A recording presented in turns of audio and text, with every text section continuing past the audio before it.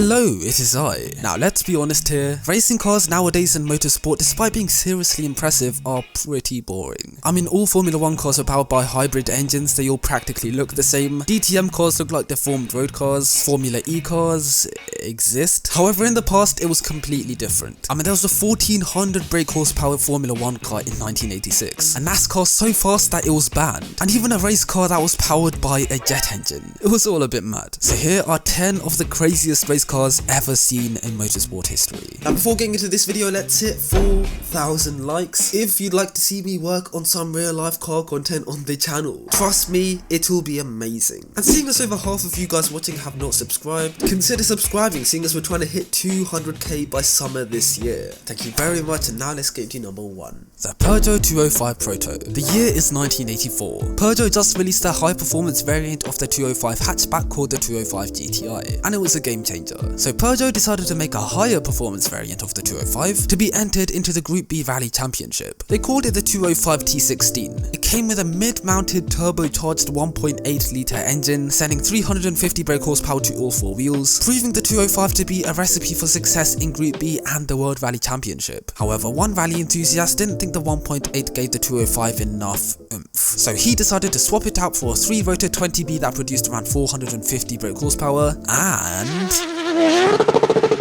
yep, plenty of noise too. It's mad to think that in the 80s they put a Mazda Le Mans car's engine into a rally car. You'd never see that in the 21st century. So it's pretty sad that we've never seen a modern rally car like this, but at least we know that it has been done in the past. And to the person who created this death trap, I applaud you, sir or ma'am. The offset Roadster capsule car. In 1964, the American mechanic Smokey Yunick created arguably the weirdest looking race car ever made. It was an IndyCar with a sidecar. Yes, this is real. The sidecar was not inspired by a motorcycle, but of a German Blohmen Voss 141 aircraft, which Smokey encountered as a pilot in World War II. So he decided to use a similar design on his new Indy car. Now this may look ridiculous and pointless on something like a Formula 1 car, but on an Indy 500 car, it proved to be a very ingenious feature, seeing as the cars in Indy 500 only turn left. So the sidecar helped it to corner at high speed with precision, and it proved to be pretty successful too, finishing top 10, which is very impressive for such an absurd concept. Hence this Indy car definitely deserved a secure place in this video. The Brabham BT46B. It was the late 70s. Formula 1 teams were trying to find ways to create ground force on their cars, like what Lotus had achieved with their Type 78. Thankfully, Brabham had Gordon Murray as their chief designer, and he had an ingenious way of increasing ground effect, which was by designing a large fan which was to quote-unquote help cool the engine, when in reality it literally was just sucking the car to the ground, a bit like a vacuum cleaner. They called it the BT46B, nicknamed the fan car, and after proving immense dominance in the first race of the 1978 Grand Prix, the fan car was banned. So Brabham had to scrap this fan system and just rely on good old-fashioned aero for downforce. Now I would be saying it's sad to see this sort of technology leave motorsport, which it is sad to see go, but Gordon Murray's new road car, the T50, has this exact same technology. So if you have a couple million quid to spare, you can experience this for yourself on the road. Formula 1 technology in a road car, are you dumb? The Nissan DeltaWing. Now if you heard of the term DeltaWing, you'd probably think of the Concorde, the Avro Vulcan, the Eurofighter Typhoon, etc, etc. Certainly not of a Nissan. Well, Nissan found out that the DeltaWing shape isn't just an effective design with aircraft, but also with the aerodynamics of cars. So in 2012, they decided to give their brand new Le Mans car a distinctive DeltaWing shape, and this was the outcome. Nissan literally just called this the DeltaWing, and yes, it is a real car. On top of the DeltaWing shape, the front wheels were just a couple inches apart, the tyres were super skinny, and it featured headlights near the rear wheels, which was a very unusual design feature, and that's literally why the DeltaWing is in this video.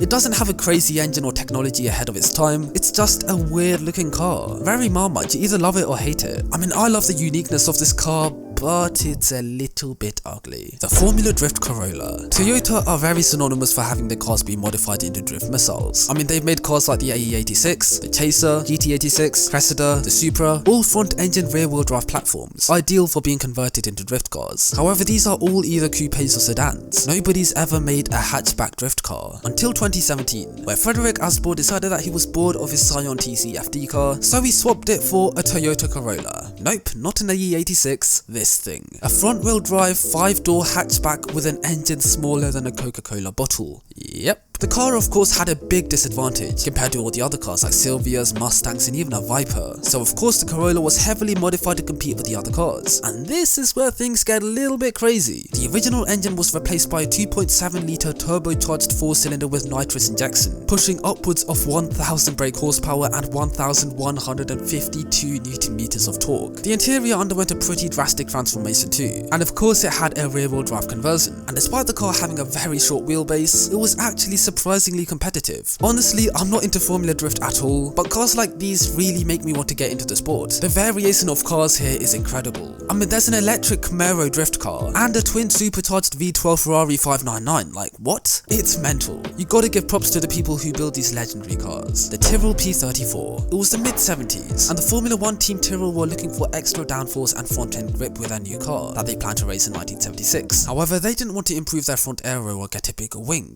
That's too boring, everybody does that. So Tyrrell decided that the best way to get more grip is by adding more wheels. I honestly wouldn't be surprised if the person who thought of this idea was 6 years old. Gosh darn it, I need to make my new race car handle better. Oh Daddy, I have an idea. Don't interrupt Dad when he's at work, Jimmy, that's very rude of you. But I was not trying to helping you. Okay Jimmy, how do I make my new race car handle better then? Okay, so if you put more wheels on the front, it means more turning, so the car will go Jimmy, faster. Oh. Hang on a second, Jimmy, you're a genius. And that's how the Tyrrell 6-wheeler was born. Now for a car with 6 wheels, you'd expect it to be very heavy and frankly pointless, but it was one of the most dominant cars of the season. James Hunt was number 1 in the driver's standings with McLaren, Niki Lauda was 2nd with his Ferrari, whereas Jody Scheckter and Patrick Depailler were 3rd and 4th with their Tyrrells. In fact, the Tyrrell team scored the exact same number of points as the Marlboro McLaren team, which is seriously impressive. So not only was the 6-wheeler a crazy looking car, but it was crazy performing too. And I believe the P34 to this day remains the only racing car with a 6-wheel layout, so that's pretty cool too. The Alfa Romeo 164 Procar. In 1987, Alfa Romeo put their brand new 4-door saloon car into production, the 164, and this was around the same time that Bernie Ecclestone was in the talks of creating a new motorsport series called Formula S, which involved racing standard road cars with Formula 1 technology. So Alfa Romeo being Alfa Romeo wanted to race in this series, so they got their 164, stripped it down to 750 kilos, gave it racing slicks, and of course replaced the front-engined V6 with a mid-engined V10 straight out of a Ferrari Formula 1 car. This allowed the 164 Pro car to go from 0 to 60 in just over 2 seconds, going on to a top speed of 211 miles per hour in a 4-door Alfa Romeo. Well, I say 4-door, but the rear 2 doors were fake. Unfortunately, however, Bernie's Formula S concept ended up getting scrapped, meaning the 164 never ended up racing in any series. But it would be seriously cool to bring that into reality, even if it's with Formula 1 powered hypercars like the AMG Project 1. Ooh, what do you guys think of that? Let me know in the comments down below. The Lotus 56. Now if I asked you what the craziest engine ever put into a racing car was, you'd probably say the V10 from the Ferrari F2004, or the 2.6 litre rotary from the 787B, or even the V16 used in the BRM cars of the 1950s. I mean, surely you can't get anything crazier than a V16, right? The only engine I can think of that's crazier than that is I don't know, a jet engine. Well, Lotus thought the same thing. So in 1968, they decided to put a jet engine in their new racing car. Oh yeah, and it's all-wheel drive too. It raced in the 1968 Indy 500, as well as the 1971 season of Formula 1. And what else is there to say? It's a Formula 1 car powered by a jet engine. The car ended up scoring 21 points for Team Lotus in 1971, putting them in 5th place on the Constructors' Championship table, which was a pretty big drop from 1967's 59 points in 1st place. So the gas turbine power plant was scrapped and substituted with a good old V8 from Cosworth, which was a very smart move, seeing as the new Lotus ended up racking 96 points on the Constructors' Championship table, making this new Lotus 72 one of the most successful cars ever seen in Formula 1. But forget the new car. The old Lotus 56 definitely deserves a secure place in this video just because of the engine. The Toyota Prius Super GT. Now if I asked you to name 5 road cars that you'd never expect to become a race car, I bet you the Toyota Prius would be on that list. Well, you'd be surprised to know that such thing does exist. And it's not just some random Prius with a racing livery and roll cage. It's a low-slung GT300 race car with thick racing slicks, a huge wing, and wait for it, a mid-engined V8 engine. And the environmentalists are screaming in agony, lovely stuff, Well done, Toyota. Anyways, the Prius Super GT produces 300 brake horsepower, but can produce over 500 if you remove the limiter. And weighing in at just over 1.1 tons, it's a pretty lightweight car too. And even though it's powered by a V8, it still keeps the hybrid synergy drive system. So deep down, it is still a Prius. But don't let that deceive you. It races with Gallardos and McLarens on the track. Actually, you know what this Prius GT reminds me of? That nerdy kid in school who's surprisingly athletic, so he gets to hang around with all the cool kids. That's exactly what this car is. It's the nerdy athletic kid. And that's why the Prius Super GT is on this list, because it's a very juxtaposing car, and because it triggers Prius purists and environmentalists. And that's the end of the video. I really hope you guys did enjoy. If you learned something new, then consider subscribing to the channel. Like I said in the intro, we're trying to hit 200k by summer this year, so make sure to join the family. That would be greatly appreciated. Comment down below any other future videos you guys would like me to make, and I'll catch up with you guys very soon. Until next time, have a good one, guys. Stay safe, stay inside. Until next time, cheers. I never stack lots, bro was in that trap moving crack rocks. I was bunking off school meeting mummy next to trap spots. I bro, she never had a clue, Jid, I don't wanna be like me, cause I just wanna be like you.